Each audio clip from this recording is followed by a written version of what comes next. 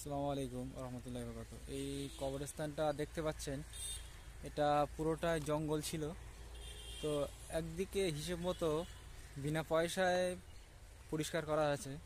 কেমন, এখানে অনেক কাঠ ছিল, বড় বড় ডুমুর গাছ, অনেক জ্বালানোর অনেক কাঠ। তো একজনের সঙ্গে চুক্তি হলো, তারা গাছের ব্যবসায় করে।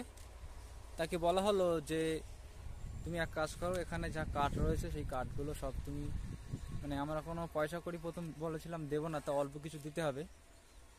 তো সে জ্বালানি কাঠ হিসেবে সব কিছুই নিয়ে গেছে। কিছু টাকা দেওয়ার কথা ছিল, এখনও কিছু বলেনি। পুরোটাই জঙ্গল ছিল দেখতে পাচ্ছেন। তো অনেকটা এরিয়া এমনি টাকা দিয়েই কবরস্থান পরিষ্কার করতে গেলে 8-10 হাজার টাকা হয়তো খরচ হয়ে যেত। আর কবরস্থান এই পরিস্থিতি, অনেক মানুষ এখানে দাফন করা হয়, তো জায়গাও অনেক কম। সেই হিসেবে এবারে প্ল্যানিং করা হয়েছে যে রাস্তা লেভেল, রাস্তা ছাড়া কতটা নিচু দেখতে পাচ্ছেন, তো রাস্তা লেভেল মাটি ফেলার চিন্তা ভাবনা করা হচ্ছে। তো এখন বৃষ্টির জন্য আপাতত ডাম্পার গাড়ি চলছে না। তো ইনশাআল্লাহ গাড়ি চলা শুরু হলেই আমরা এখানে মোটামুটি মাটি ভরাট করব। অনেক জঙ্গল ছিল, তারা বড় বড় গাছগুলো নিয়ে গেছে আর এইগুলো পড়ে রয়েছে। তো অনেকটাই পরিষ্কার হয়ে গেছে।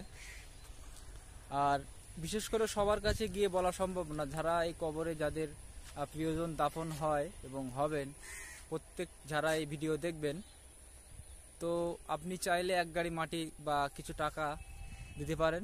কেন, এটাকে পূরণ করতে গেলে প্রায় 1-1.5 লক্ষ টাকার মতো প্রয়োজন।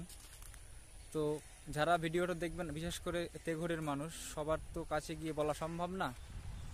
আর দয়া করে কেউ খারাপ মন্তব্য নেবেন না, আমার উদ্দেশ্যটা অন্যরকম, ঠিক আছে?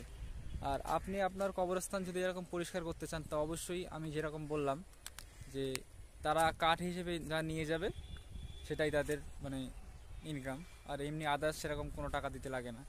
তো অবশ্যই কবরস্থান পরিষ্কার পরিচ্ছন্ন না থাকলে অনেক সমস্যা, তো সেক্ষেত্রে এইভাবে করা হয়েছে। আসসালামু আলাইকুম।